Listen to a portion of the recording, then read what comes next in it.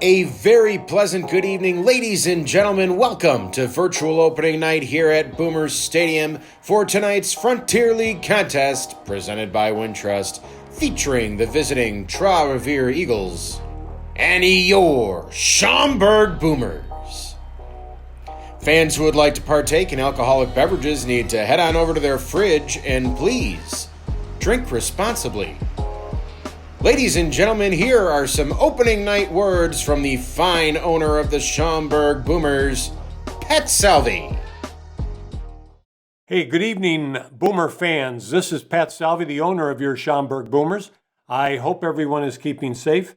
I want to welcome you to our virtual opening night for the Schaumburg Boomers. Everyone should have a great time, and go Boomers! At this time, ladies and gentlemen, we'll be giving you the starting lineups for this evening's contest. Introducing first the starting lineups for the visiting Trois-Rivières Eagles.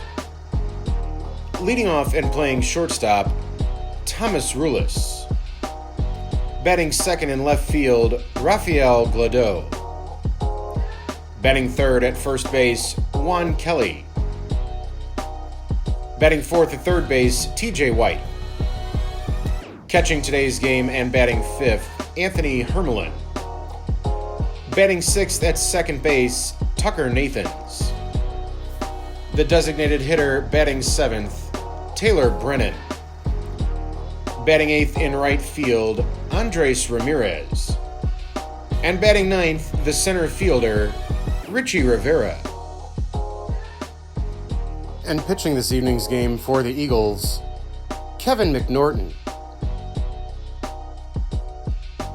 And now we will give you manager Jamie Bennett's starting lineups for your Schaumburg Boomers. Leading off and playing center field, Ben Spitznagel. Batting second in right field, Clint Hardy. Batting third in left field, Logan Farrar. Our cleanup hitter at first base, Quincy Porti. Batting fifth at third base, Luke Becker. Batting sixth, the designated hitter, Jack Zellner. The second baseman batting seventh, Matt McGarry. Catching today's game and batting eighth, Nick Odo. And batting ninth at shortstop, Sebastian Diaz. And taking the mound this evening for your Boomers, Sean Blackwell.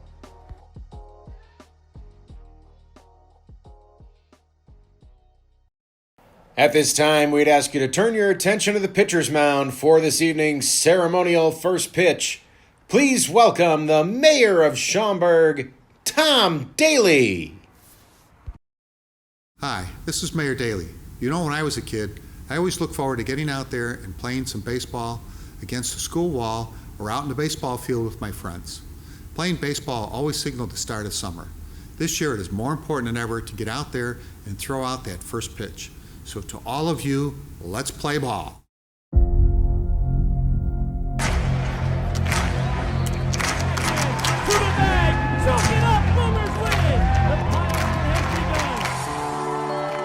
How can you not be romantic about baseball? Man, this is baseball. You gotta stop thinking. You just have fun. 'Cause we're gonna be legends. Gonna get their attention. And now taking the field, your Schaumburg Boomers. Ladies and gentlemen, please rise, remove your caps, and direct your attention to the flags of the United States of America and Canada, where they fly just beyond the center field wall. As authorized by the United States Congress, all veterans of the armed forces are invited to render the military salute at this time. Performed this evening by Michael Walsh, this is O Canada and our national anthem. O Canada, our home and native land, true patriot love in all of us command. With glowing hearts we see thee rise, the true north strong and free. From far and wide, O Canada, we stand on guard for thee. God keep our land, glorious and free. O Canada, we stand on guard for thee. O Canada, we stand on guard for thee. Oh, say, can you see by the dawn's early light what so proudly we hailed at the twilight's last gleaming, whose broad stripes and bright stars through the perilous fight o'er the ramparts we watched were so gallantly streaming, and the rocket's red glare, the bombs bursting in air, gave proof through the night that our flag was still there. Oh, say, does that star-spangled banner yet wave o'er the land of the free and the home of the brave?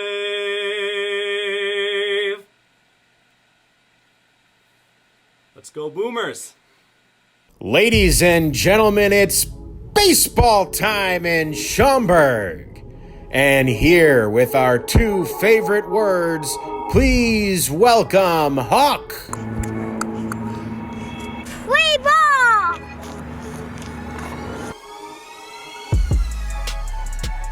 Tick-tock, my friends. It's Boomer time. From the echoes of the Elgin O'Hare Expressway atop Boomer Stadium in Schaumburg, I'm Tim Calderwood. Glad you're with us for this virtual opening night. It's the Boomers against Trois-Rivières, one of the newest members of the Frontier League this year, coming in from the Can-Am League. We're going to have plenty of guests throughout the course of the broadcast. The skipper, Jamie Bennett, is with me now as Thomas Rulis steps in to begin the game for Trois-Rivières against Sean Blackwell, the opening night starter. Blackwell into his wind, and his first pitch of the ball game is a wave and a miss, strike one. We're underway at 6:38. 74 degrees, mostly sunny on this Friday night in Schaumburg. And Jamie, as we get a look at Sean Blackwell, what was it that made him the opening night starter? Experience more than anything. I shouldn't say more than anything. The guy's, he's been a great pitcher his whole career. He's a guy that's been out of the bullpen. He's started, he's done it all. But, his will to win is something I've seen from the other side of the field years ago when he was in Washington. And, the experience he brings is kind of the thing you want to start your season off with. 0-2 count on Rulis to begin the ball game as Blackwell attempts to finish him off here in the top of the first. And another bouncer foul to the right side. Jamie, what's the best two-strike pitch? One that's not too good, typically. That was pretty good there. Something out of the zone. We'll see what he does here. Swing and a miss. Fastball by him. We'll take it. It's in the zone. But no, too, if you can get a chase and get a strikeout, that's great. But, obviously different game situations are going to get a little bit what you're trying to do. But, there's kind of a cardinal sin to give up go to a hit. Rafael Gladu, the left fielder for Trois-Rivières, swings at the first pitch and sends this one into short center field. Ben Spitznagel is there to make the grab. 2 up, 2 down for Blackwell rather quickly here in the top of the first. Your favorite thing, I know, as we get a look at the Trois-Rivières lineup. Oh, yeah. Yeah, I don't know if they're alternated. We'll have to see this. You know how my lineups usually are. A little left-right alternation. One pitch, one out. Love that. Second hitter of the game. Juan Kelly, first baseman, steps in. First pitch is a fastball low, 1-0. Yeah, Blackwell's always been very pitch efficient too. That's a big part of him being at the top of the rotation. Somebody that can give us some innings and keep pitch counts down. 1 ball, 1 strike.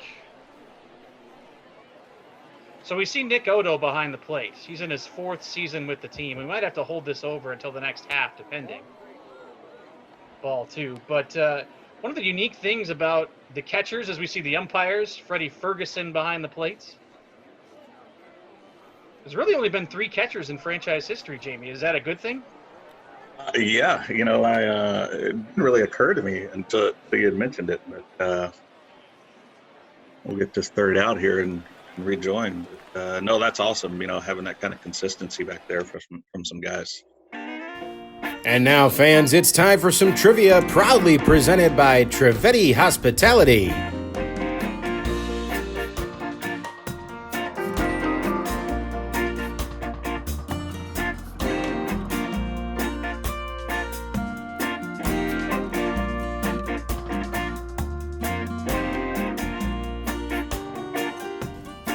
Fans, you know what goes great with a game of bags and giant Jenga? Beer. That's why the next time you're at Boomer Stadium, you should head on down the right field corner and go on to see the Pollyanna Cabana. Great craft beers, lots of fun, beautiful view of the game. Pollyanna Brewing and the Schaumburg Boomers remind you to drink responsibly. Trois-Rivières starter Kevin McNorton. Tim Calderwood joined by the manager of the Schaumburg Boomers, Jamie Bennett. No score, bottom of the 1st. On this virtual opening night in Schaumburg. And Jamie, you remembered right away Kevin McNorton, the side armor from Joliet. 4 seasons with the Joliet Slammers. Yeah. As soon as I heard the name, I had him pictured in my head. 6'5", 6'6", I think, something like that. Not a typical delivery, something you don't forget too easily. And some good years in Joliet. Ben Spitznagel, first pitch swinging, line into the right field corner, foul. Do you like that with a leadoff man swinging right away? If they get a hit, I do. No, I mean, it's different for different guys. I don't want to say I never want the leadoff guy to swing at the first pitch. Sometimes it's kind of a nice little spark when you take that first pitch and send it out in the outfield for a double or something. Those are exciting, but obviously typically the leadoff guy's job is going to be to see some pitches, and that's something Spitznagel's done well throughout his career.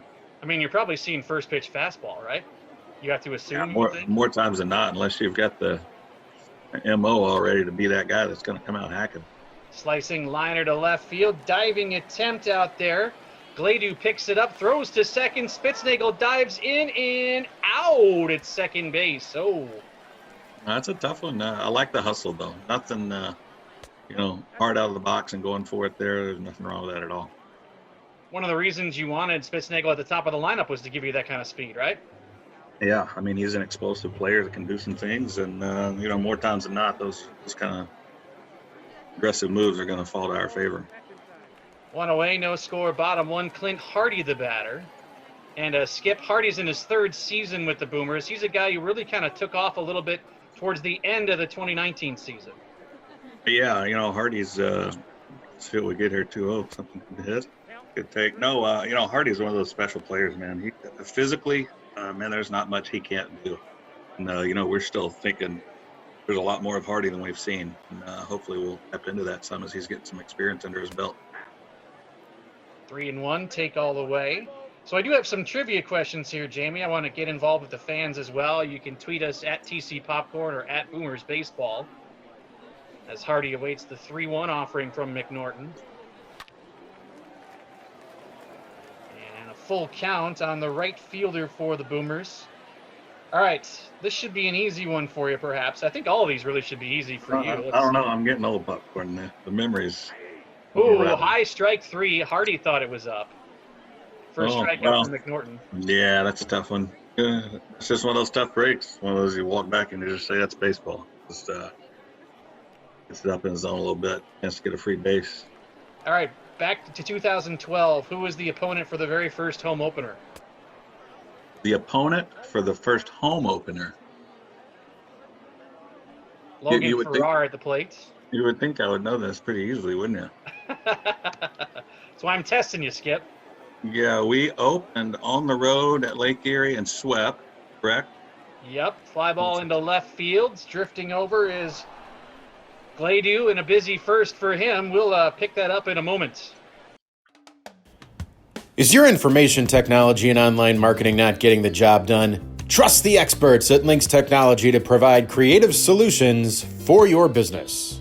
Fans, here's a word from Boomer alum Mike Valdez, who was the catcher for the Boomers from 2012 to 2016.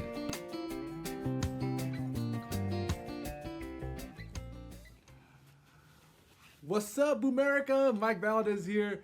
Hope you're all doing well.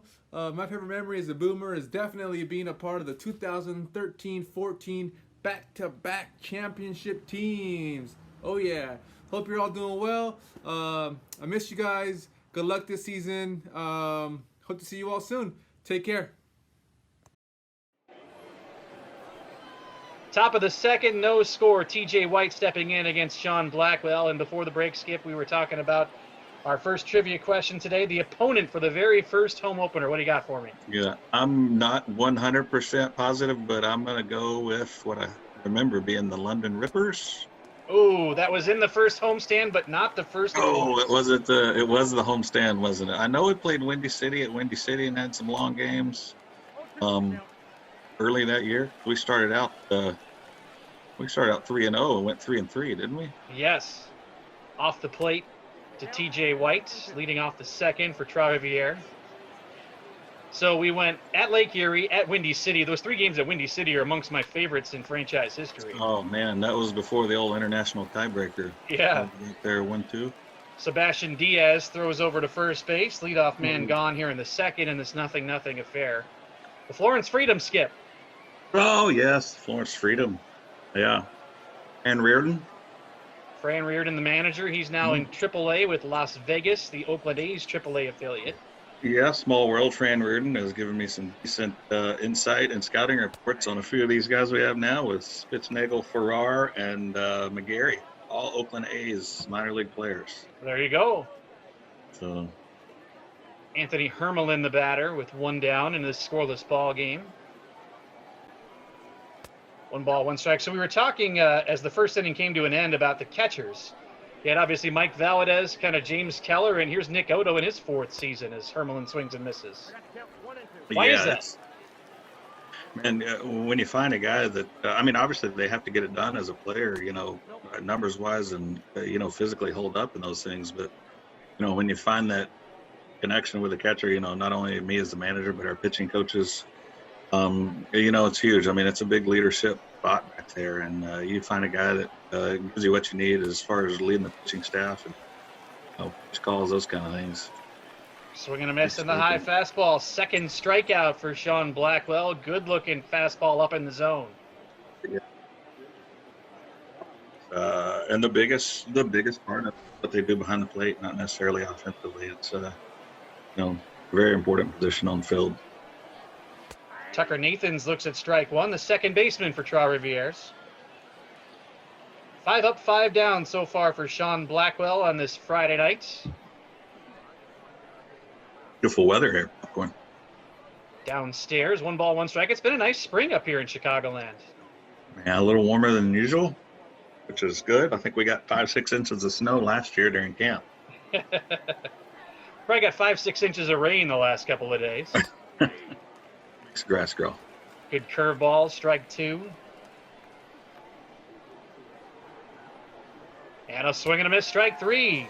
Blackwell looking impressive. 6 up, 6 down. We're scoreless into the home side.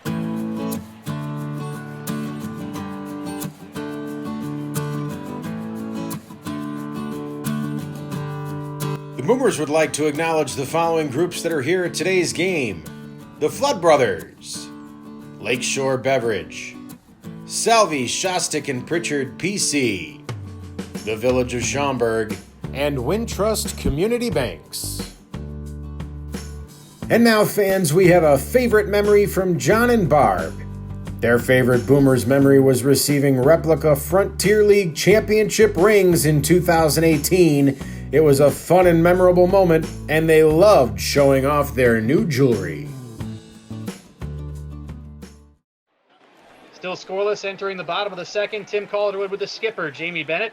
Quincy Niporti sets to lead off the second inning for the Boomers following a monstrous 2019 season. And Jamie, one of the more memorable games that I've been a part of as he steps in to face Kevin McNorton late in the season at Gateway, setting a Frontier League record, driving in 10 runs.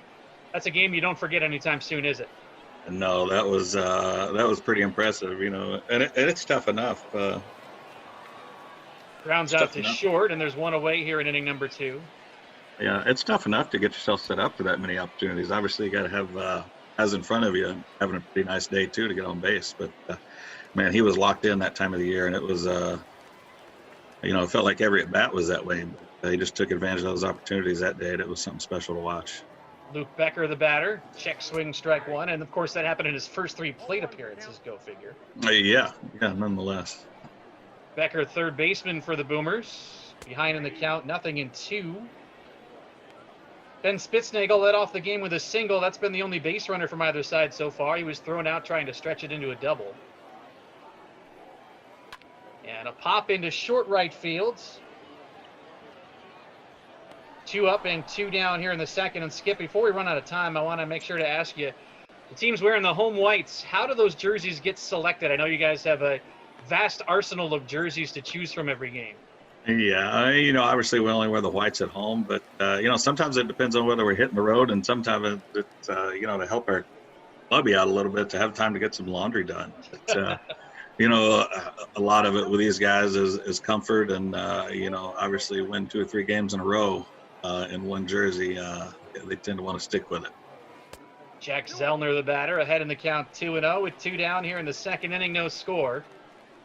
Boomers and Trois-Rivières in this virtual home opener.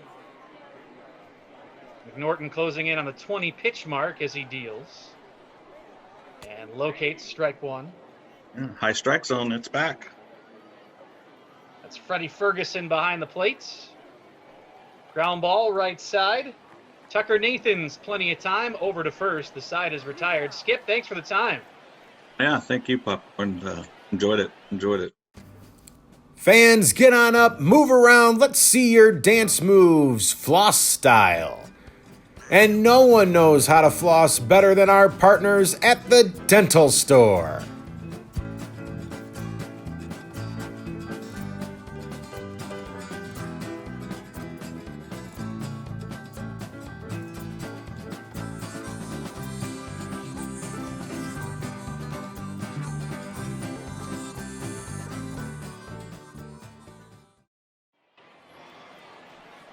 Back at Boomer Stadium for this virtual home opener. Big thanks to the skipper, Jamie Bennett, for dropping by for the first 2 innings. No score between Schaumburg and Trois-Rivières, one of the newest members of the Frontier League, joining with an off-season merger with the Can-Am League. And now we are joined by one of the greats in Schaumburg Boomers history, Jordan Dean. Second baseman for the Boomers for a long time, holds nearly every career record as Sean Blackwell goes to work. And his first pitch to Taylor Brennan is over the outside corner, strike one. And Jordan, one of the things I wanted to talk to you about as we sit here in this virtual home opener, you had the chance to play as an all-star at home at Boomer Stadium. What was the experience like to be able to play an all-star game in front of the home fans? It was awesome. Schaumburg's got arguably the best stadium in the league. When I was there, I haven't seen any of the new Can-Am leagues, but I can't imagine too many stadiums being better than Schaumburg. So getting to play in that atmosphere in front of a packed crowd, being the home team and coming off, a couple championships, it was pretty fun. That was a Jordan Dean-like play moments ago at second base for Matt McGarry. Andres Ramirez takes the first pitch high and in. First visit to the plate for the Trois-Rivières right fielder in this 0-0 ball game. Blackwell misses away. What are some of the biggest memories that you take away from your time with Schaumburg? The two obviously that stand out are the back-to-back championships. Those are no-brainers. But I think the best memories was just like the group of guys that we had year in and year out, and that's kind of testament to Jamie building quality teams. Even those years that we struggled a little bit, wins and losses wise, it was still just the camaraderie and just the environment that Jimmy put together and the culture that he kind of established. It was cool to be a part of that at the early stages and at the beginning. First walk of the game issued by Blackwell as Ramirez reaches. Richie Rivera enters. No score, top three. Did you envision that you would have as long of a career in Schaumburg as you did when you came to the Boomers? When I came to Schaumburg, that was my first taste of independent ball. And, I tell Pat Salvi this story, and I know he loves it, is when I rolled into Schaumburg was seeing the Boomers logo on the water tower.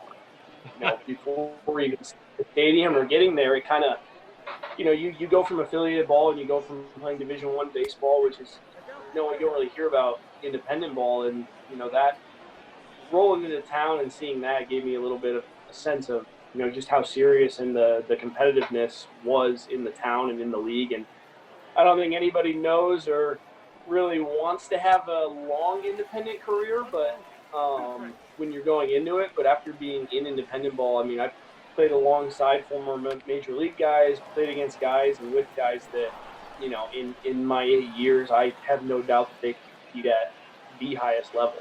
So it's extremely competitive baseball, and, I'd love if my age and my body would let me to play another 10 years. Scoring situation here for Trois-Rivières, first and second with only one away. Back to the top of the order, Thomas Rulis, who struck out in the first inning against Sean Blackwell, and he takes upstairs ball one. And inside now, 2 balls and no strikes.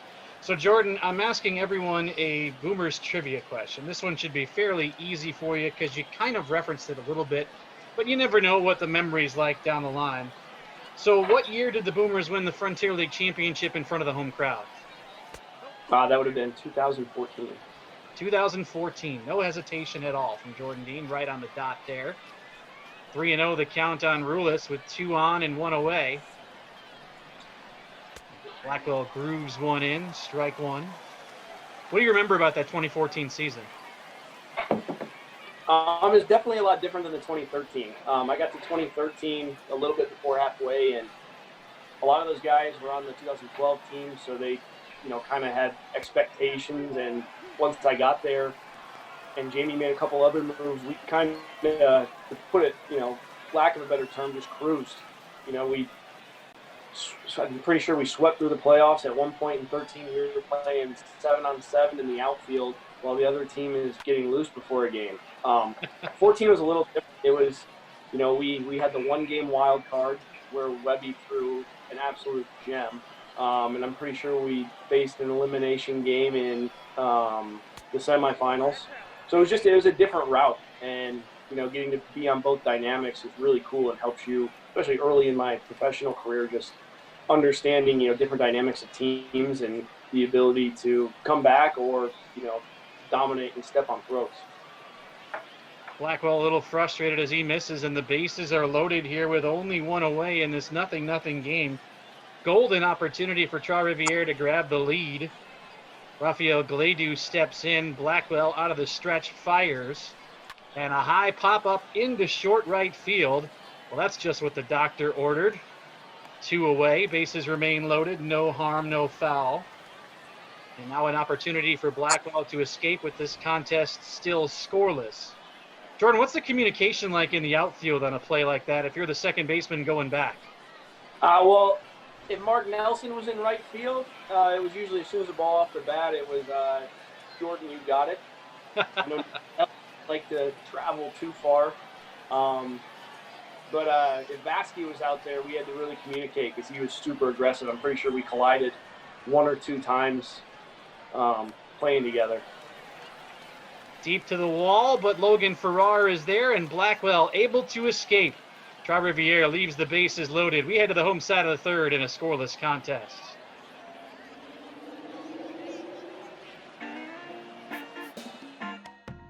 Now, fans, here's a word from Boomer alum Tony Smith.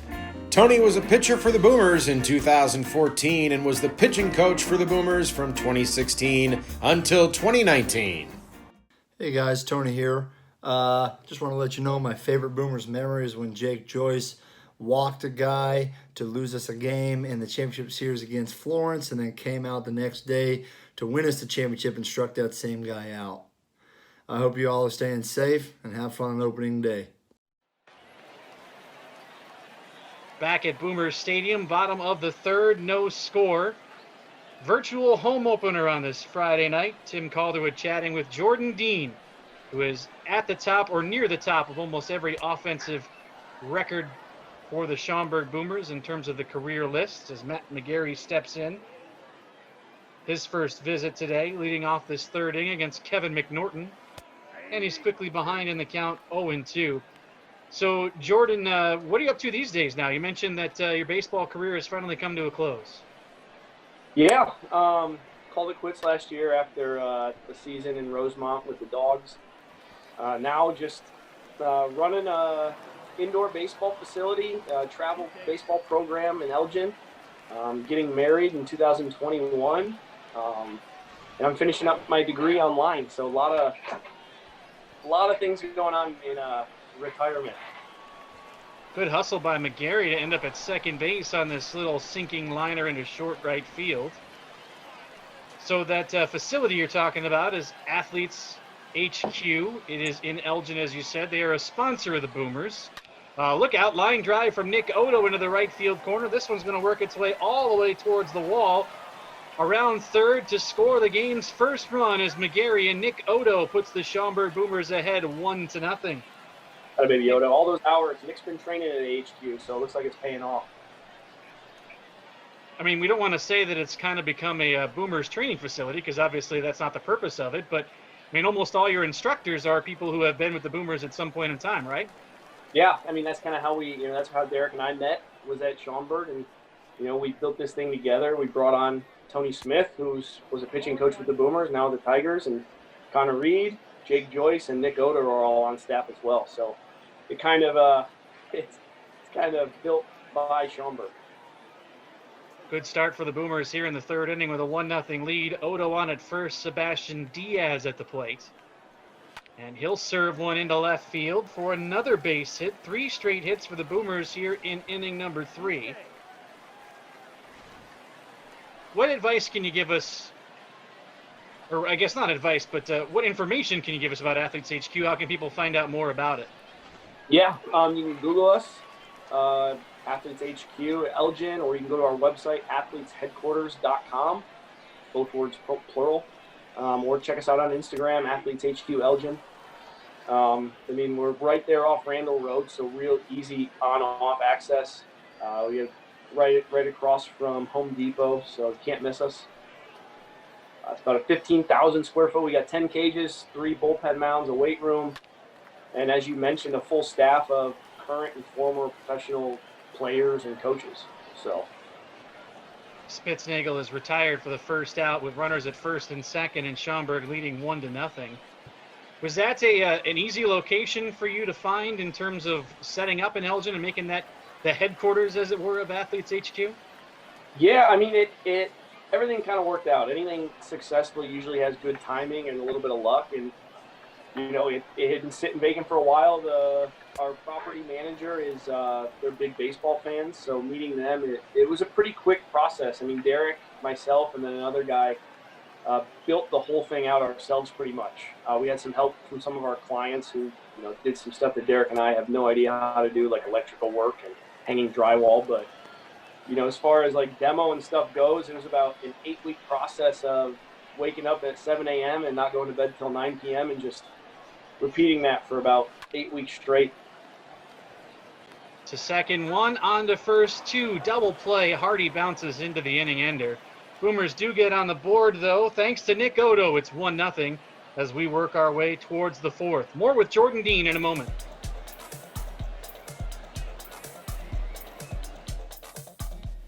Fans, look who it is. It's Boomers great, the angry groundskeeper, and his grandson, Lou.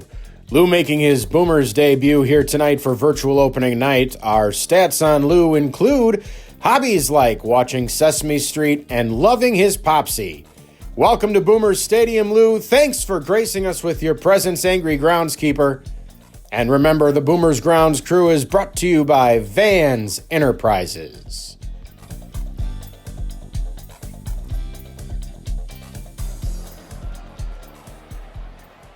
Nick Odo has put the Schaumburg Boomers ahead 1-0 with an RBI single in the bottom half of the third. Sean Blackwell takes to the mound with the lead for the first time. Tim Calderwood from Boomers Stadium on this virtual home opener, chatting with Jordan Dean, who was with the Schaumburg Boomers for 4 seasons. TJ White leads off, and he is quickly behind 0-2. And Jordan, we were talking about the birth of Athletes HQ, AHQ, before the break at the end of the third inning. As far as what you guys put in there, how you guys designed it, did you come up with everything that you guys thought you needed in there by yourselves? Yeah. I mean, the layout's a pretty open space, so the layout, worked out how we did it. It's pretty much there's perimeter netting around the whole thing, so which is kind of cool. Like, I know the Boomers have used it for some live at bats when the weather was bad. Full 70 by 70 wide open, so you can take full DP, live at bats, and everything in there. We, like I said, we designed the whole thing, pretty much built the whole thing ourselves with the help of one of our partners, Jeff Mueller, who's got a turf company. I'll throw him a little plug here. It starts with turf. He works on a lot of the local high school fields as far as like turfing, home plate, and stuff. So he's really, really good with like general contracting and construction stuff. So he was a big part of it too. What a pick by Diaz at short. Quincy Niporti appreciates.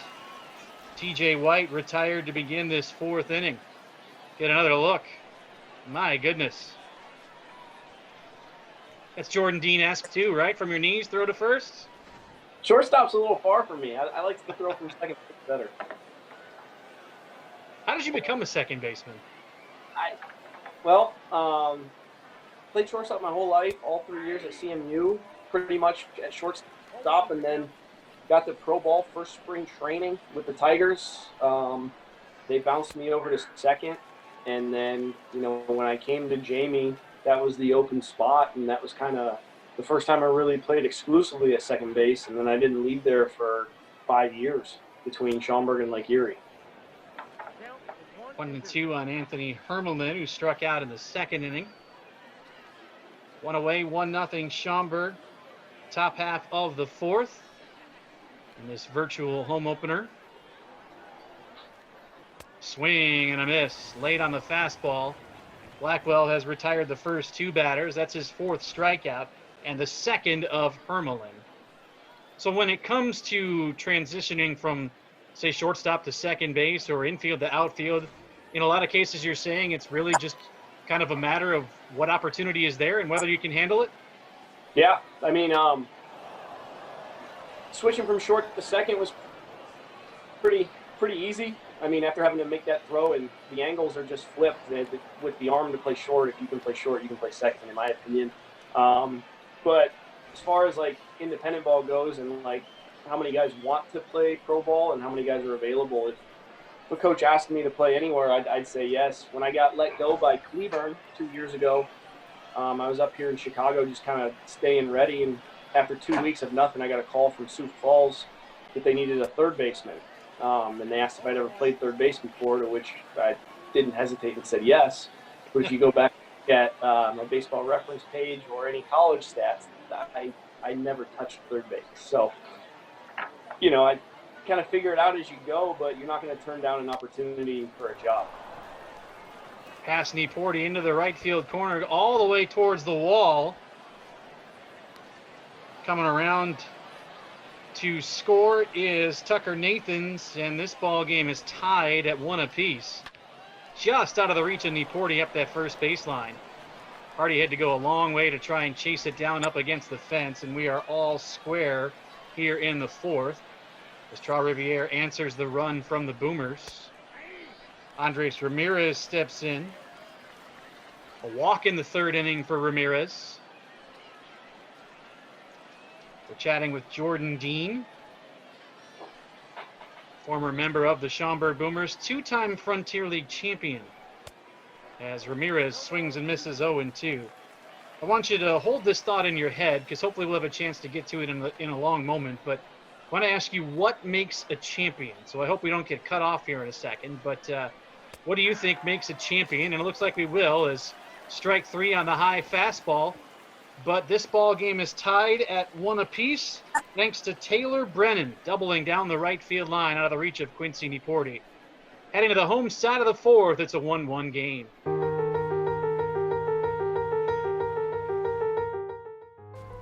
Well, fans, it's time for the Dizzy Bat Challenge featuring Boomers fans Bailey and Parker Lane. As you can see, Bailey utilizing a bat, Parker going with what appears to be a pool noodle. These fine fans will be making themselves dizzy and then running to the nearest tree to see who can get there first. It looks like it's going to be a tough competition, Bailey losing her footing. Parker is no longer in the same zip code where he began. It looks like balance is a questionable one at this point, and they should be running towards the tree as we speak. Here we go. They're heading... Oh. Well, Parker back to his feet first, and he's going to win this one. Not due to lack of effort by Bailey, simply a difference in equilibrium. Thanks to Bailey and Parker for partaking in our Dizzy Bat Challenge. Tim, back to you.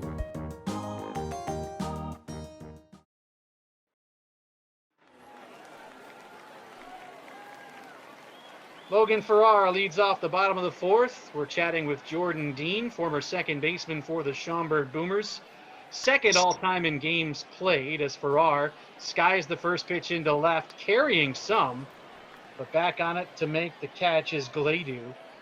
And there is one away, and I was referencing it before that strikeout to end the top half of the frame. Jordan, you won 2 titles with the Boomers. What makes a champion ultimately? That is a good question. I think if you had a definite answer for that, you could make a lot of money. But as far as like a championship team or like in our case, the baseball team, I think it starts with the top, meaning the coaching staff. In the 2 years we won it, again, a nod to Jamie, that I don't think I ever saw him show emotion in a baseball setting. Now, off the field, one of the funnest personalities I've ever been around. But on the baseball field, whether we were down 10, up 10, bottom of the ninth or the first inning, he was very, very even keel. And I think that just kind of sets the tone, especially in baseball where you're battling ups and downs, almost pitch-to-pitch basis, at-bat-to-at-bat, game-to-game. And when you see that, it sets a standard for the rest of the team. And, he enforced that too. If we guys started to get a little out of hand and a little obnoxious with actions, he, made a point to calm everyone down the appropriate way. And that just, when you talk about the length of a baseball season, that's extremely, extremely important to set that standard right away. And I think that's why the Boomers have been so successful since 2012. 1-1 game. Quincy Niporti at first after drawing the walk. Luke Becker, the batter, third baseman for the Boomers. He flew to right in his first visit. Kevin McNorton on the hill for Trois-Rivières. His 2-0 pitch to the plate. Check swing, outside ball 3. Jordan, do you find in a lot of cases, as you talk about Jamie Bennett, that a team takes on the personality of their manager? Oh, for sure. For sure. Again, like I said, it's the environment, and you're around these people every single day for the whole summer.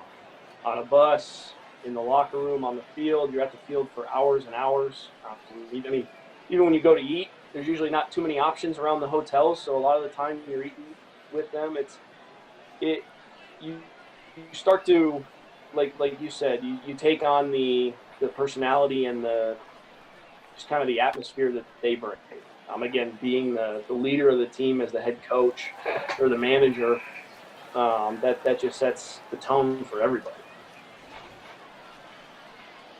Little bloop into short center field for Luke Becker.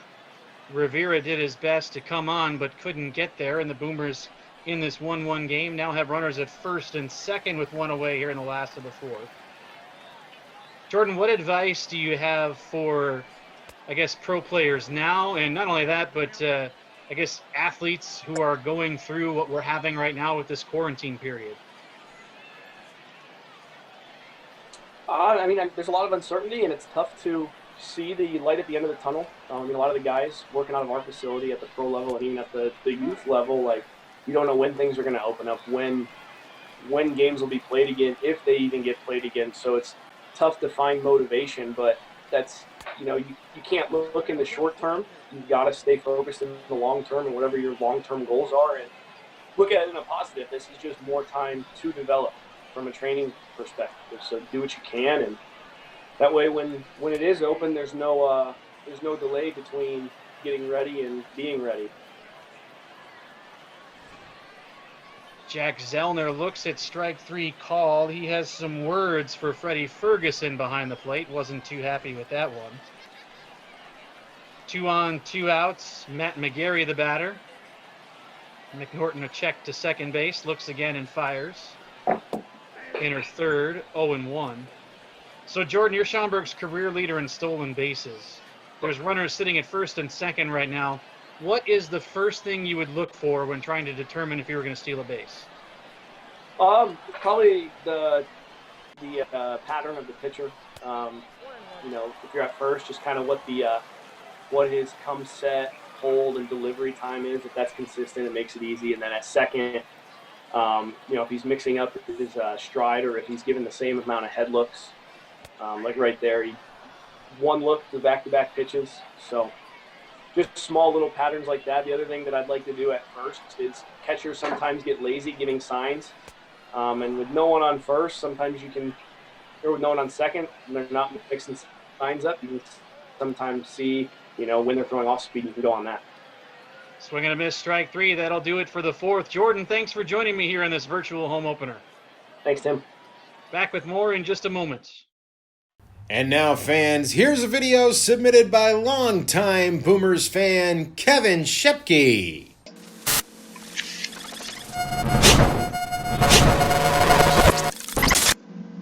To me, Boomers baseball means fun, food, and fireworks.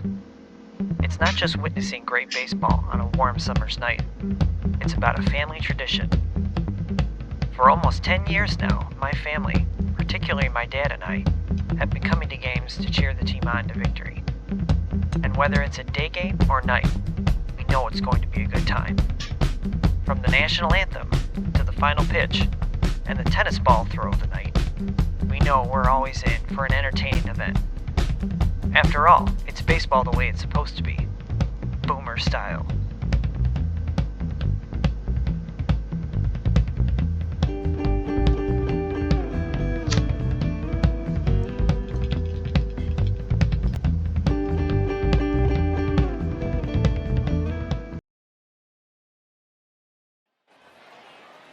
Top of the 5th inning, Richie Rivera leading off for Trois-Rivières.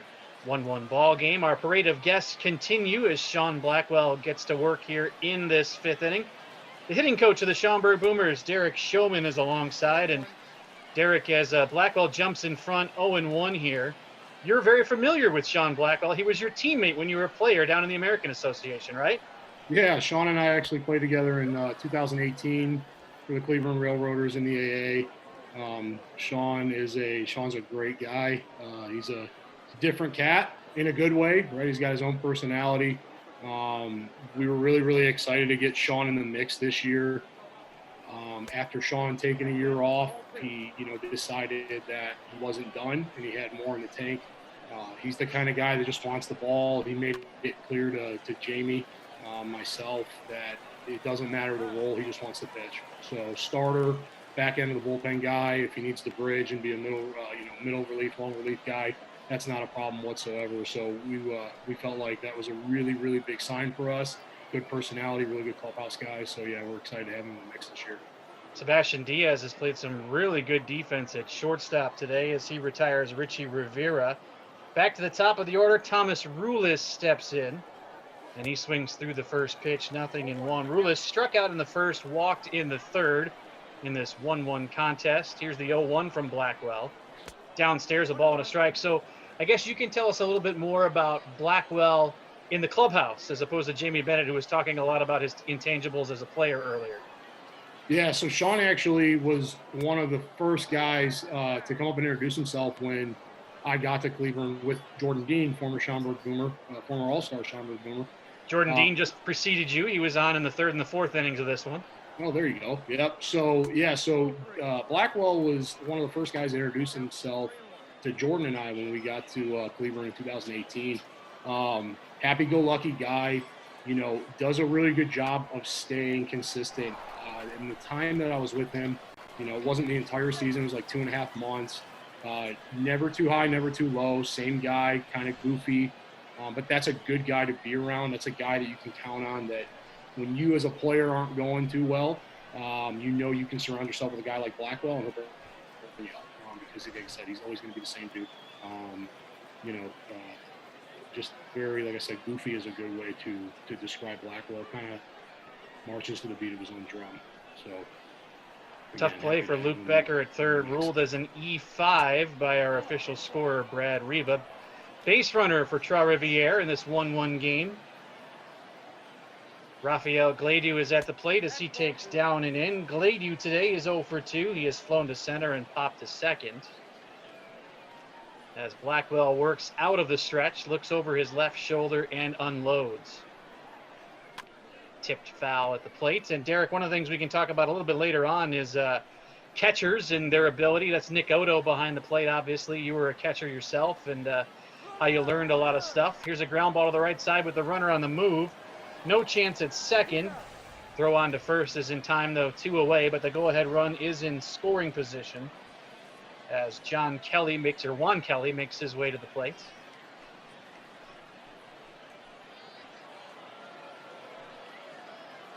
Kelly 0 for 2 today. Flew to center, line to left. He has barreled it up against Blackwell. And ground ball right side. Nice pick by Niporti. Feeds Blackwell over to the bag in time, and that's how the top of the fifth will come to an end. Tied at 1. Back in a flash. The Schaumburg Boomers are very proud to partner with Autism Home Support Services to provide a quiet room at each of our home games for our fans with sensory sensitivities. Fans, here's a word from Boomer alum Frank Pfister. Frank was third baseman for the Boomers from 2012 to 2013 and hit the first home run in Boomers history. So my favorite moment in Boomerica, not winning the championship, is not easy for me because that was a lot of fun. One thing that has been made clear to me after winning the championship that I was lucky enough to be a part of, and then now given where we're at in the world, I think my favorite parts about Boomerica and my time in Schaumburg and getting to play in Schaumburg was the people. I think, and I'm not saying that just to say it, I think I got a really nice window into meeting people who ran concessions, meeting people who ran the clubhouse, who ran the front office, the host families that gave us places to stay so that we were able to play, the fans that came to the games to watch us play and made that possible. And then, for me more than anything, because it was my direct experience, was getting to be with just some really special people and teammates and coaches that I'm still learning with and learning from. So I think that's what I got. Listening to the Circle of Life on Sunday morning when we're getting ready for day games during batting practice. That was pretty fun too, man. Music ties it all together. So thank you guys. And, keep going in Boomerica.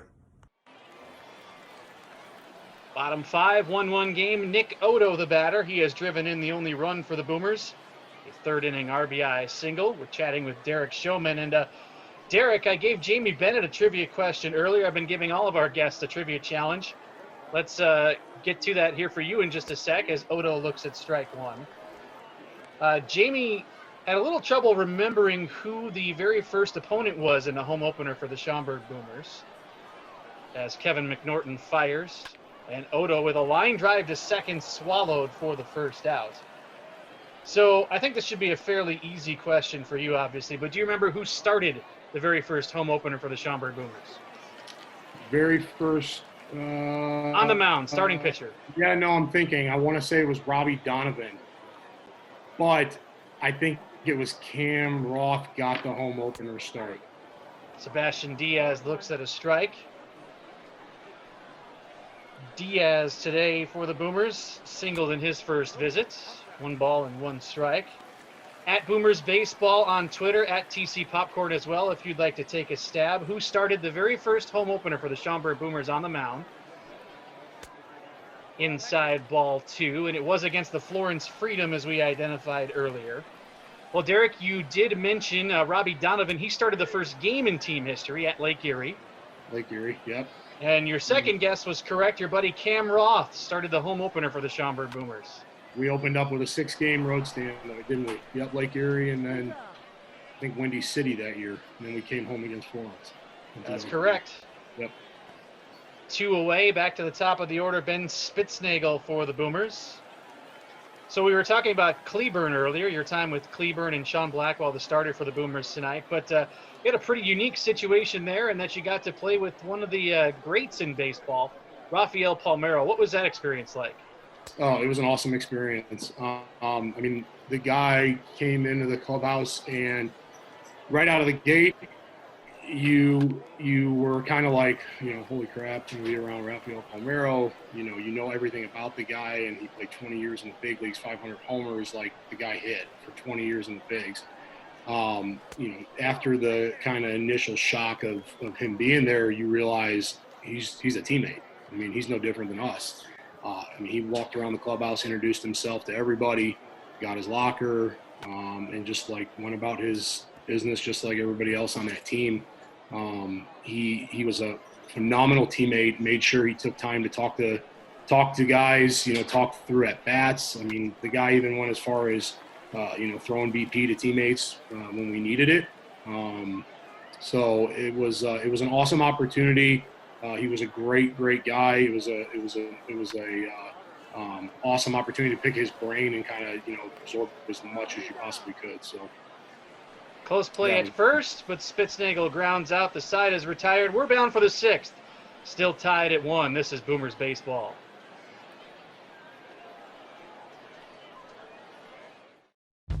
The Schaumburg Boomers are proud to partner with State Farm agent Anthony DeGrotto. Anthony, located at 225 South Meacham Road, specializes in home insurance, auto insurance, life insurance, and other insurance products. To get more information about Anthony DeGrotto, visit his website at degrados.com or give him a call, 847-895-1500.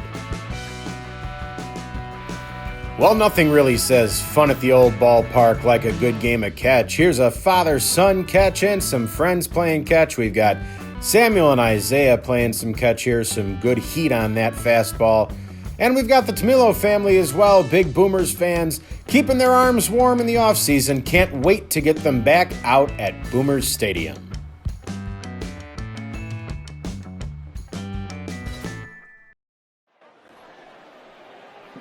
Virtual home opener at Boomers Stadium in Schaumburg. I'm Tim Calderwood. 1-1 game between the Boomers and Trois-Rivières, the newest member of the Frontier League, one of the teams from the Can-Am League that joined the league this season. I'm chatting with hitting coach Derek Showman as we head to the 6th. TJ White takes the first pitch down, low ball 1. And with Trois-Rivières, Derek, what was your reaction when you saw the merger with the Can-Am League this offseason? Very excited. Excited to see some new faces in the league, be able to travel some new places.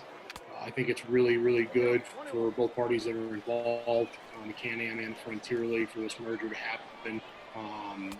It really strengthens the Frontier League and kind of broadens their reach for sure. Adding the 2 teams in Canada and then 3 teams with New York and New Jersey. So definitely excited, for sure excited. Ground ball to first. Quincy Niporti takes it to the bag. Leadoff man retired here in the 6th inning. Sean Blackwell dealing on the hill. He's allowed just 1 run so far. Derek, you're the hitting coach this season. A little bit of a different role for you. How different is that going to be? I don't think it's too much different from, conversations that I've had in previous years, or kind of the behind the scenes role that I've had with the Boomers. It really is a conversation, and that's what I like to say about hitting. It's a constant and a continual conversation, based on open-ended questions. You're just trying to figure out what the guy thinks, why he thinks that way, and essentially get him back to doing what he did well. If you get an affiliated guy that's no longer affiliated, and that's why he's in the Frontier League at the moment, what got you into affiliated ball? What got your name called in June during the draft? What got you a free agent sign? If you got away from it, what went wrong? How do we get you back to it? So independent ball is very pure in that sense that you're going to be able to find yourself again. And I want to be able to support that and promote that as much as possible with the hitters. Slider waved at and missed. Strikeout number 6 for Sean Blackwell on the hill in this 1-1 game. 2 outs, top half of the 6th. Joined by Derek Showman, the hitting coach for the Schaumburg Boomers. So, Derek, you've been with the organization in some form outside of your pro playing career from the very beginning. What's your relationship like with Jamie Bennett? Very strong. I owe a lot to Jamie Bennett. Jamie Bennett gave me an opportunity at 22 years old. It was at a time in my life where, I had I was kind of at a crossroads making decisions, and he gave me the chance to come in and be that bullpen catcher when I was still in college, and I was looking for a way to make some money, but also do baseball stuff during the summer. And that's how this whole thing started. So our relationship is awesome. He's continued to give me the opportunity to call Schaumburg home. And I am Jamie Bennett's biggest advocate for sure. So he's like family.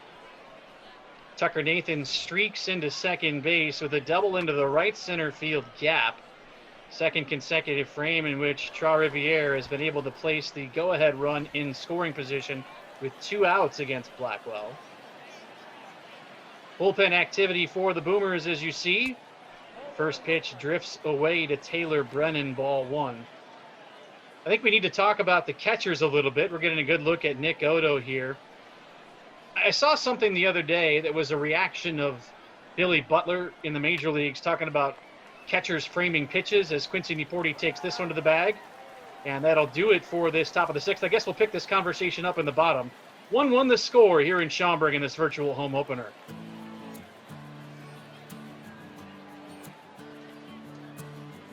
Fans, I'd like to be serious with you for a moment. The left field corner at Boomers Stadium is one of my favorite places in the world. Not only because of my dear, close, personal, longtime confidants, Laura and Karen, but because of their wares at Ben's Pretzels.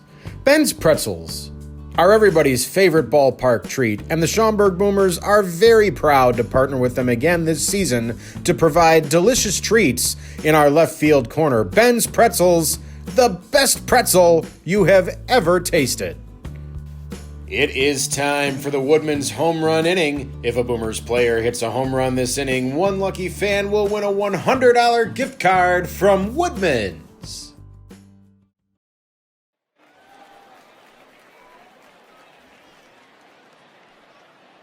Still tied at 1, bottom 6. Clint Hardy leading off for the Boomers.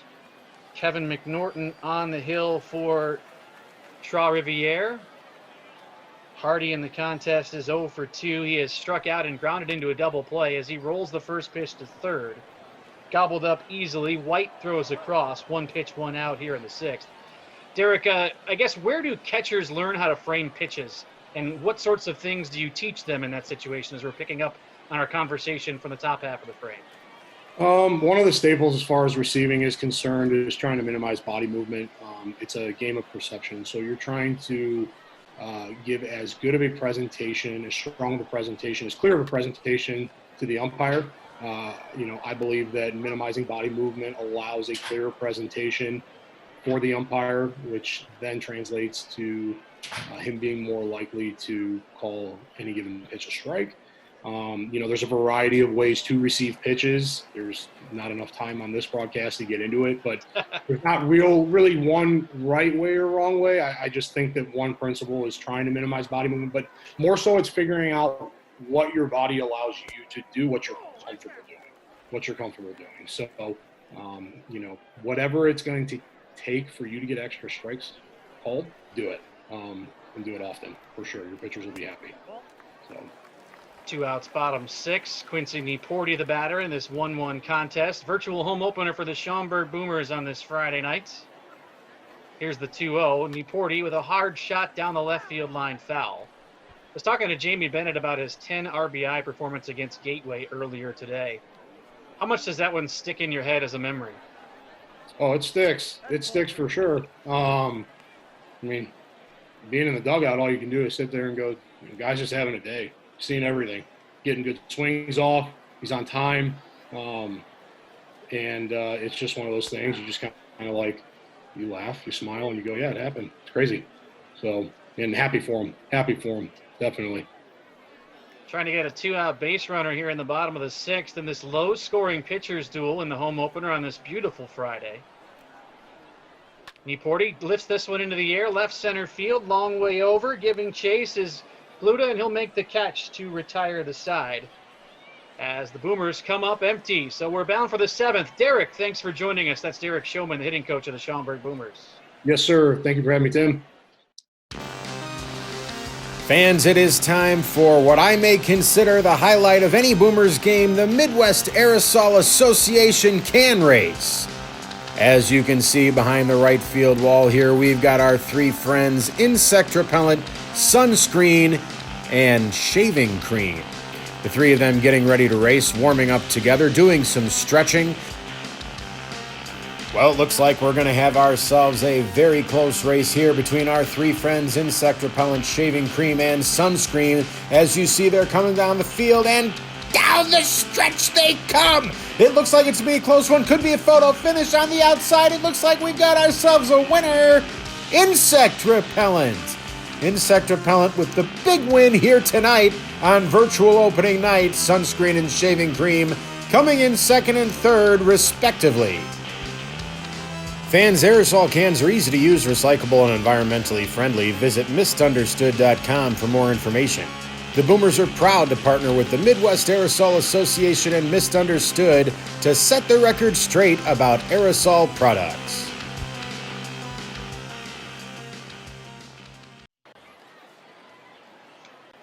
We've reached the 7th inning in this virtual home opener. The Schaumburg Boomers tied with Trois-Rivières at 1 apiece. Sean Blackwell still on the hill for the Schaumburg Boomers.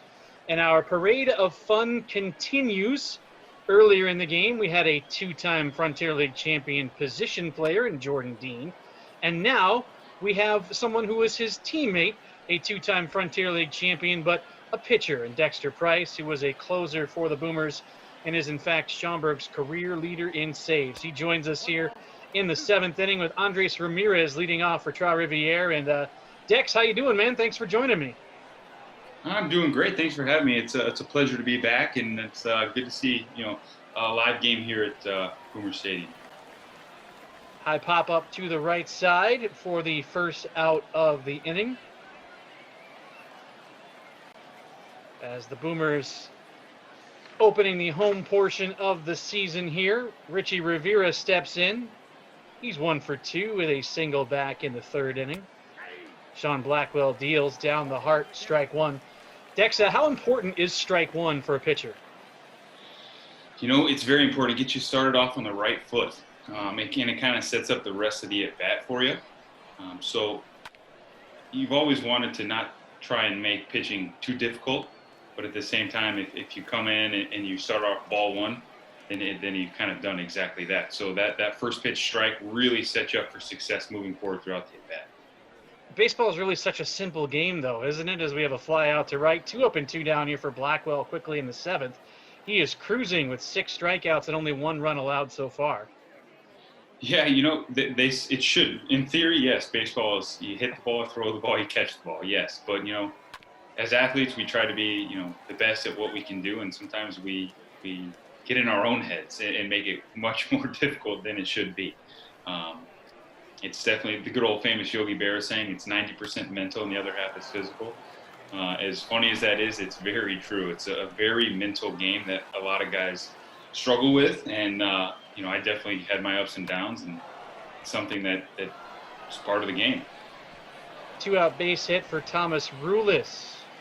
He is on for Trois-Rivières in this 1-1 ball game, and Rafael Gladu steps in. Hitless in the game against Blackwell, 0 for 3, but you can see that pitch count climbing as he nears 100 here on this Friday evening.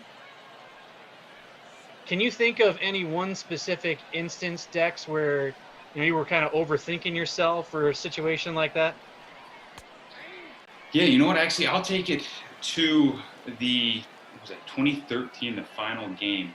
That when I went in to close the very last game of the championship series, we were up, I think, 1 run. I think it was 2-3. We were winning, bottom 9, and Lake Erie was up. It was my first time in that type of pressure situation. Not necessarily closing out a game because I'd done that throughout the year, but in a championship game. Previous years of pro ball, I hadn't been in a championship game like that. So, I started trying to dissect the hitter, way too much in each at bat, and then I kind of got behind and I fell, and I think I ended up giving 2 consecutive hits.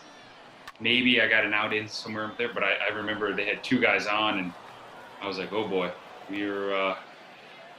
I'm overthinking this way too much, and I just need to get back to the basics. Let them get themselves out. Don't try and do too much with the ball, and then that's what I did, and things turned out for the better.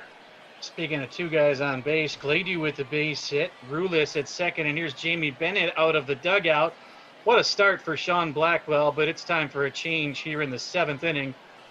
Still tied at 1, but a 2-out threat from Trois-Rivières, as Blackwell tips his cap to acknowledge the crowd here at Boomer Stadium, and Thomas Nicole comes on in relief. So talking about that game specifically, Dex, is part of that just because of the fact that you had that extra thought in your head of, oh man, this is it, like we've got a chance to win the championship here?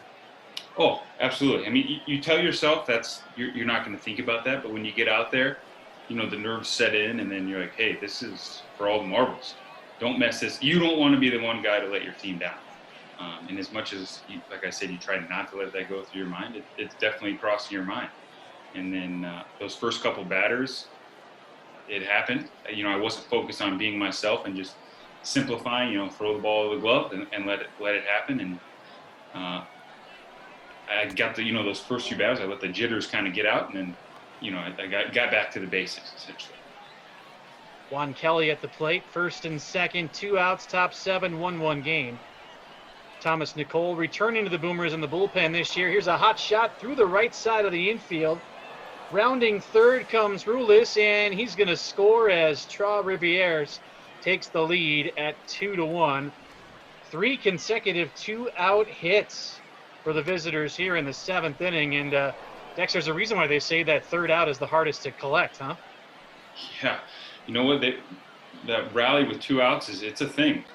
Hitting is contagious no matter how many outs there are, but for whatever reason, guys, you get those 2 outs, and then for whatever reason, that third one is the most difficult.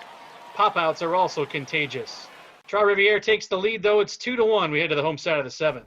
And now, fans, it is time for one of the greatest traditions in baseball. Get on your feet for the Club Pilates 7th inning stretch. 1, 2, 3. Take me out to the ball game. Take me out to the ground. Buy me some peanuts and Cracker Jacks.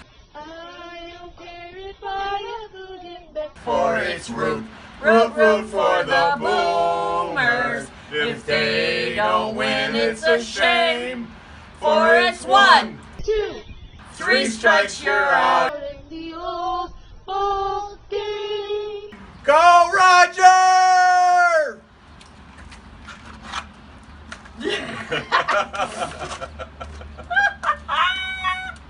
Go Boomers! We miss you! Miss you guys. A 2-out run for Trois-Rivières in the top half of the 7th inning has put the visitors in front by the score of 2-1. Kevin McNorton still on, but the bullpen busy for Trois-Rivières as Luke Becker steps in and takes the first pitch, a called strike. 0-1. There's the bullpen for Trois-Rivières. And Dex, we're talking about, you were mentioning winning the 2013 championship.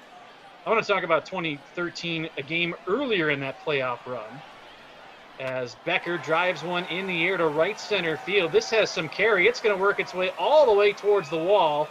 Becker around first into second, easily standing with a double. Do you remember game 1 of the playoffs against the Florence Freedom? I do, yes. Unfortunately, I do. I mean, it was a bittersweet thing, but correct me if I'm wrong. That's is that the Steve McQuail walk-off? It sure is. Jamie Bennett and I were talking about this off air during the broadcast earlier today. So just to set the stage, it was 7-4 going into the ninth inning in game one of the very first playoff game that the Boomers had ever played. It's at home. You come on to close it out, and I'll let you kind of fill the story as Kevin McNorton exits the field. Yeah, I think it's one of those kind of situations where how we were previously talking, you put too much pressure on yourself. I think in this instance, I tried to be not lackadaisical, but hey, don't put so much pressure on yourself. And I wasn't really as focused as I may have needed to be. And I came in, and unfortunately, I loaded the bases and then gave up, or I didn't load the bases. I got 2 guys on and then a 3-run homer with no outs. So tied the ball game up, and obviously I was pretty down on myself, but I came around and thankfully got 3 consecutive outs. I believe I caved the side after the home run. Little fire under my rear, and was able to get those outs. And then obviously the Big Daddy McQuail came in and saved the day and hit the walk-off. But it was definitely one of those situations. I was a little not lackadaisical, but probably not as focused as I thought I should have been. Cortland Cox is the new pitcher for Trois-Rivières. 2-1, visitors in front here, bottom half of the 7th. So the real story that makes that crazy is not just that Steve McQuail hit a walk-off, which, I mean, there's only been 2 walk-off home runs in franchise history. The McQuail home run in that game, and then McQuail earlier that season hit a walk-off homer as well.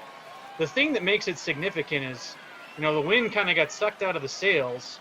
It's the bottom of the 9th inning. It's 7-7. All the momentum's on Florence side. And the very first pitch of the bottom of the 9th inning was hit about 408 million feet over the wall in dead center field as we have a walk here to Zellner. And that was the end of the story. So, I mean, I imagine as a pitcher, it's got to be nice to know that, your teammates have your back consistently, even when something goes wrong like that. Oh, absolutely. I mean, obviously, I was extremely upset with myself coming out of the game because you never want to, like I said earlier, be the guy to kind of let your team down. And at that moment, I had done that. We had a good three-run cushion, and in any instance, that should be enough to get your team to win. Look out. McGarry showing bunt high and tight, and the bases are now loaded for the Boomers here in the 7th. Nobody out. Golden opportunity as Nick Odo steps in. Odo has driven in the only Schaumburg run with a 3rd inning single. So we're talking a lot about the championship in 2013. What is your favorite memory of your time with the Boomers? I mean, obviously you have to put winning those championships up there at the top, but I think just all the awesome friendships and connections that I made along the way. I still talk with, a handful of guys from the team and just keep in touch. And, we may not live close, but we're still great friends. 1-0 on Odo. He is 1 for 2 with that RBI single. Cox laboring here in the 7th. Waist high set. And Odo takes inside 2-0. So I've been asking all of my guests today a trivia question. Most of them have been related to that 2014 season. Okay. Obviously, one of the things about 2014 was how good the team was at home. Set a single-season Frontier League record for home victories. Do you know exactly offhand how many wins the Boomers had at home in 2014? That's our trivia challenge here for Dexter Price. If you want to join us, at Boomers Baseball on Twitter, at TC Popcorn as well. How many home wins? Something. How many total games in a season? Can I get that hint? 96. And I'll tell you, we played more than what would have been 48 at home that year. We played 51 home games. We played 51? Did we win? Odo fouls it away. It was a league record for home victories. Wasn't it 39? It's pretty close. What's crazy is 2014 is the year of the one-game wild card playoff, if you remember that. I do. Seth Webster throwing a gem. High fly ball to left. Catch is made, but tagging from third and trying to score the tying run. It's Luke Becker. We are all square at 2 apiece. Yeah, Seth Webster threw a 2-hitter in the wild card game at home against Lake Erie. It was a 1-0 win. He struck out 13. So what made that team so successful was the league record for home victories, but they didn't win the division, so they had to play in the wild card game, which is winner take all. And then you only get one game at home in the best of 3 divisional series against Southern Illinois. And Southern Illinois came in and won that game at Boomers Stadium. So the Miners had all the momentum in the world because the Boomers had been so dominant at home that year. I was talking to Jamie Bennett. He's like, it feels like we didn't even lose at home in August, which is crazy because your guess was pretty close, Dex. You're 40-11 at home. Oh, that's what it was. Wow. Man, But this ball has some carry to left. Runners will hold, though, now with 2 away here in the 7th. Cortland Cox on in relief for Trois-Rivières in this 2-2 affair. Boomers have the go-ahead run standing in scoring position as Ben Spitznagel steps in. 1 for 3 in his debut with a first-inning single.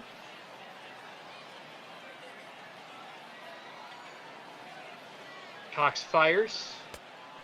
Inside ball 1. So, I mean, 40-11 is hard to even comprehend, Dex. How do you think, how is it that happened for you guys that season?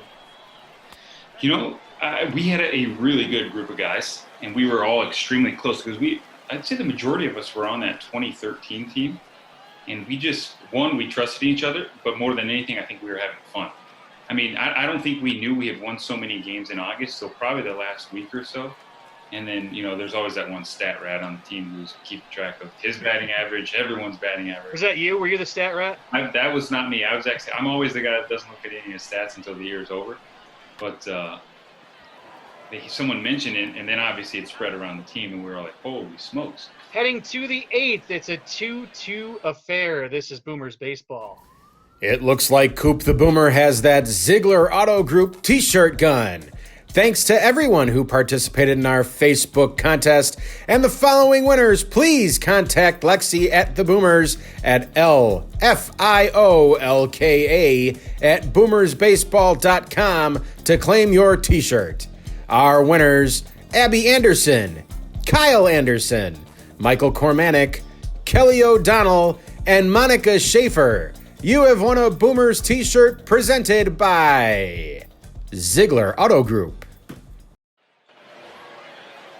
So a 40-11 home record in 2014.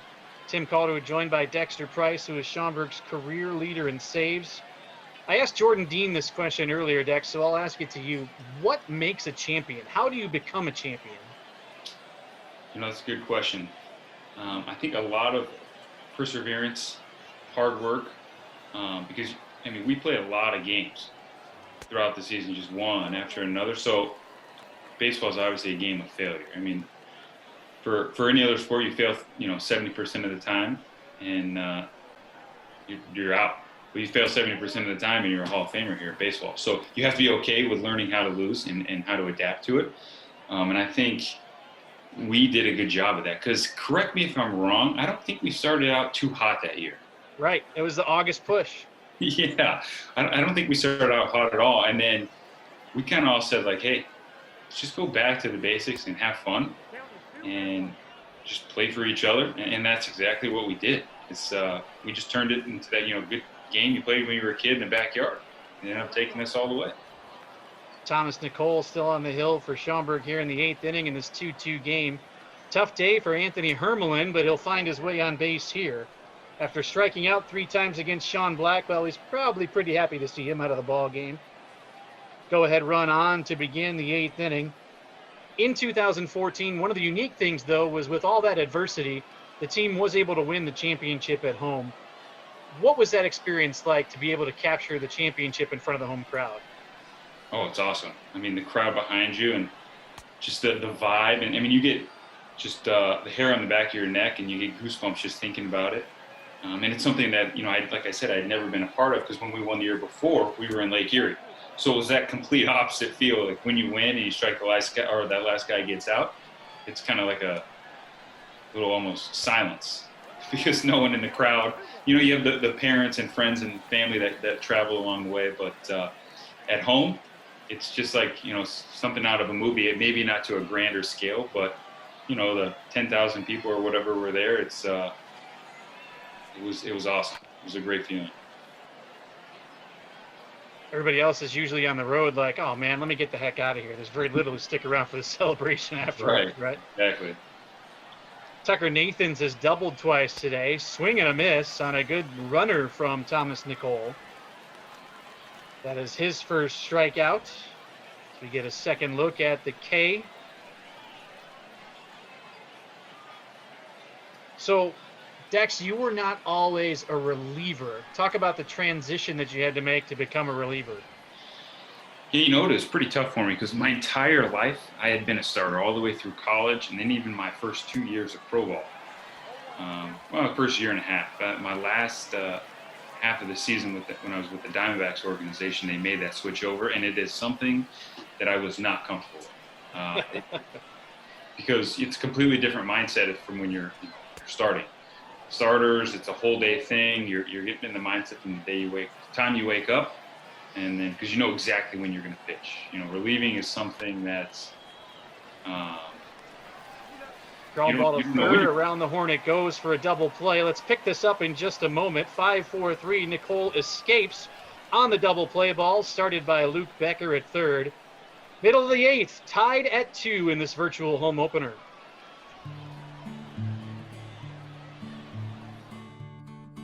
Fans, when you need flowers for your sweetheart or for any occasion, be sure to visit Deptula Florist. They're just around the corner from the ballpark at 925 West Wise Road. Now, fans, we have a favorite memory from our host family, Laura and Mike. They've had many fun experiences at Boomers games, but one very special time was when they brought their granddaughter to her very first game, and she got to meet Coop. Thank you, Laura and Mike, for that Boomers memory.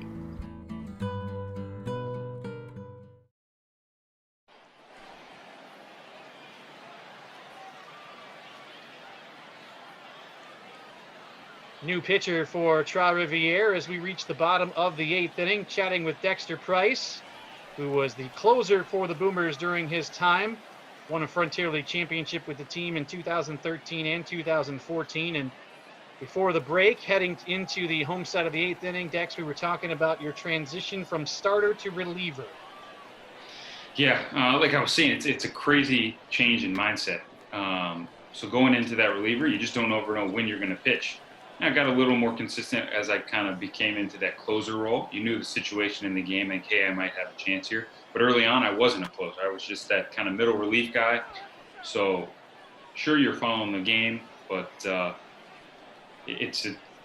down there in the bullpen. And not to say we're not paying attention to the game, because you are, but you're also having, these like one-off, conversations with your teammates about, maybe a fan or, bubble gum, whatever it may be. Sometimes you find you let your mind slip a little bit, and then you get that call like, hey, you're in. You got 3 batters or 2 batters to get ready, and you're just, whoa, you're completely thrown. Hardy swings and misses at a high one. Muhammad enters with a strikeout, 1 away, 8th inning in this 2-2 game. Logan Farrar, first pitch in the air towards left with some carry, but he is retired quickly, 2 outs. I've got 2 more things to talk about, Dex, so let's try to at least get to the first one. Sure. Obviously, being the closer, you were on the mound when the team won the championship. Where did you end up in the pile, and what was that feeling like to kind of be the one who was out there pumping that fist after getting the final out of the game? It's an awesome feeling. It's one that, as a pitcher, that's kind of like what you dream about. You dream about like striking somebody out to win the game. And my first year, it wasn't a strikeout; it was a ground ball. But either way, you always have that special connection with your catcher. So the first year, I remember the ground ball went to Steve McQuail, and the first thing I could think around was turn around and run towards Mike Valdez. The second year, same exact thing. I was looking up to strike the guy out, and then I just bolted straight towards Mike, and we ended up just jumping in each other's arms and going crazy. Valdez made 5 opening night starts for the Schaumburg Boomers in the home opener. That is more than any player in franchise history, as Quincy Niporti serves the 1-1 out of play left side. 1 ball, 2 strikes, 2 outs, 8th inning, tied at 2. And then the last thing I wanted to touch on was that you actually had the chance to be a hitter at one point during your Boomers career. Dude, the last game of the year, and it was fun. I didn't exactly remember how to do anything in the box. We're heading to the 9th, tied at 2. That's Dexter Price. Dex, thanks so much for spending some time and dropping by during this virtual home opener. Awesome. Thanks for having me, Tim. It's always a pleasure to be here. Go Boomers. Hey fans, the game is almost over, but the fun will continue. Stick around. Coming up, a fantastic fireworks show presented by Wintrust Community Banks, the Meyer Tennis Ball Toss, and everyone will be invited to run the bases thanks to Urban Air Bloomingdale. Fans, it is time for our first giveaway of the evening. Congratulations, Madeline Jane. You have won yourself a signed Aaron Rozek Princess Bride jersey. You'll want to reach out to Lexi at the Boomers at LFIOLKA@boomersbaseball.com for more information on how to collect your prize. Congratulations.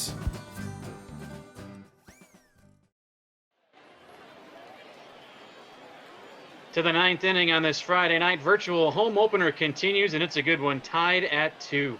Thomas Nicole still on the hill for the Boomers. We continue our parade of guests by, bringing in the closer. The general manager of the Schaumburg Boomers, Michael Larson, is alongside. And I figured I'd wait to talk about food until you came along. I haven't had that conversation with anyone yet. I'm not sure if that's really a compliment or not. I'm more focused on the fact we got a 2-2 tied ball game right now. Hopefully we can come out on top. I'm glad I'm the closer because I feel like I've been warming up for about 8 months now.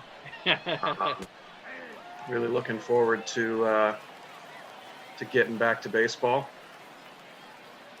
Andres Ramirez is at the plate. 2-1 the count. Nicole came on in the 7th inning. This is a second fast relief. Yeah, he does work quick out there, that's for sure. Oh, in the second row, there's our food. I see a fan with a pretzel eating it right now. And it just makes me want Ben Soft pretzels. What's the best opening night food, do you think? Swing and a miss, strike 3, 1 down. Yeah, that was fast. In Schaumburg here, my opening day ritual is a Ben's pretzel. I mean, that's just kind of what it's become. It's one of the more unique items in the ballpark. Last year we added some cool stuff with the Rib Shack and, a lot of different beer options, added some, things in the Mac Shack. This year we have a lot of stuff we're waiting to roll out. We kind of we had to put it on hold as we see what social distancing measures are going to be put into place once we are allowed to play. That'll kind of dictate what we can do from a food and beverage standpoint. But looking forward to kind of developing that and getting some new stuff out there. That's one of my favorite things. First and foremost is always coming up with a promotion schedule and putting that part of the season together. And the next part is what kind of new food and new experiences can we bring on the game-by-game environment. 1-2 on Richie Rivera as Nicole fires. And that's upstairs, 2 balls, 2 strikes. He has struck out 2 so far. Sean Blackwell with no decision after 6 2/3. He struck out 6. And here's another one in the air, foul down into the left field corner. And the pitcher moving this quickly, is this like Mark Burley? I'm going to name drop some Chicago White Sox and go into Chicago baseball.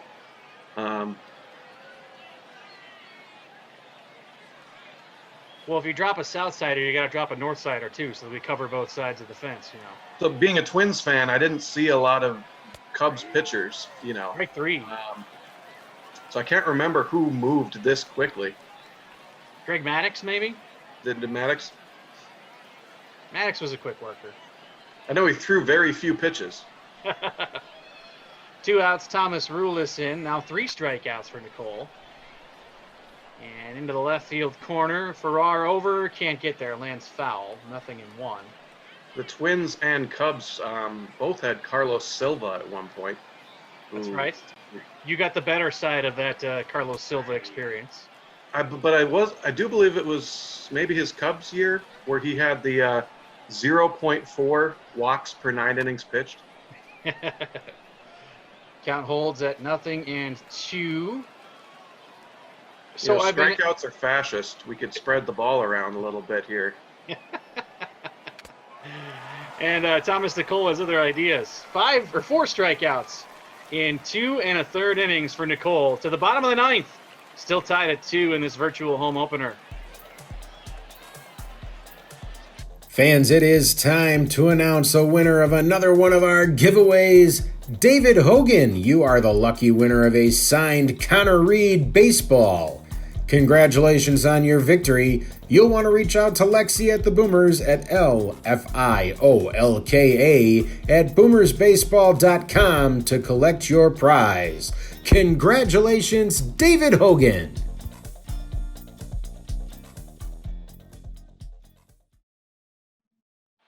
Fifth guest of this broadcast, Michael Larson, General Manager of the Schaumburg Boomers. Bob Wolf, Executive of the Year award winner last season, as Luke Becker leads off the bottom of the ninth in a 2-2 affair. And he falls as much as I'd like to do multiple innings, I'm really hoping this is our last inning. So, I just want to give a big shout out to and a big thank you to all of our sponsors and host families and players and families and fans and everybody who's been tuning in. We're looking forward to getting real baseball back out at Boomer Stadium quickly. There's the bullpen for Trout Riviere in this 2-2 contest. Muhammad is on for his second full inning of work. We really moved the bullpen in this ballpark here. He's retired all three batters so far, and it looks like it'll be 4 in a row.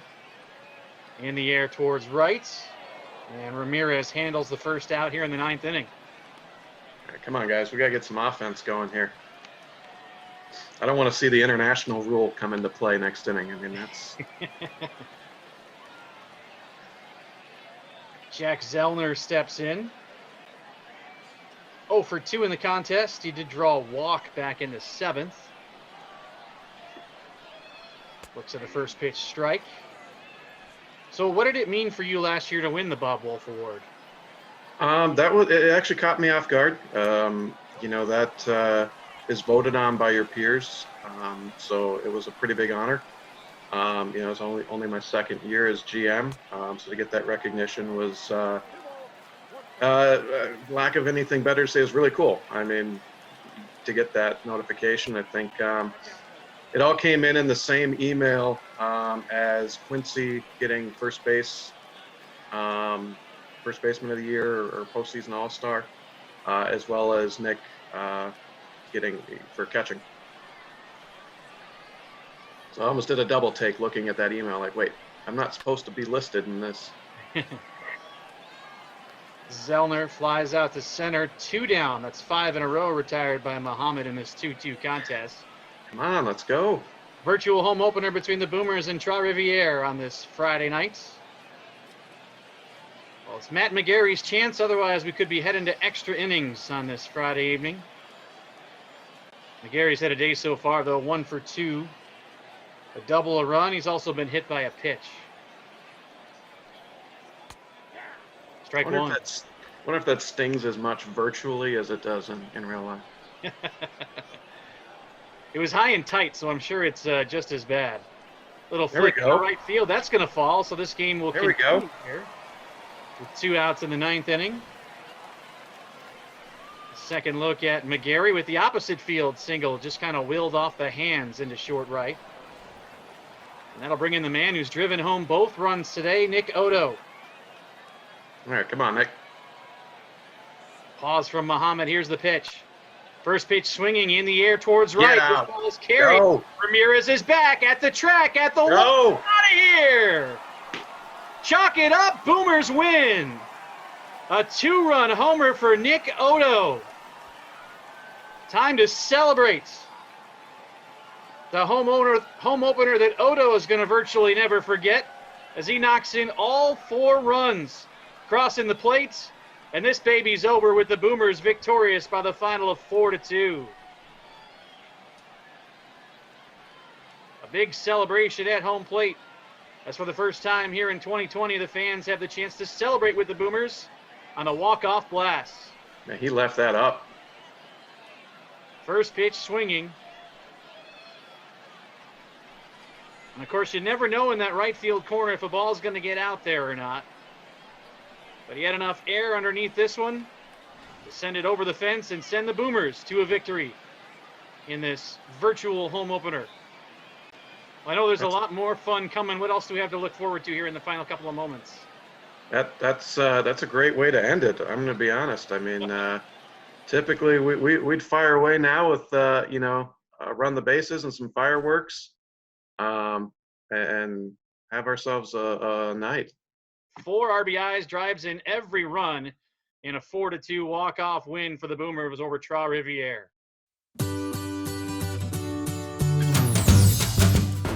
Thanks so much for tuning in to our virtual opening night here at Boomer Stadium. We hope you had as much fun as we did, and we cannot wait to see you in person again. Until then, take care of yourselves, and good night.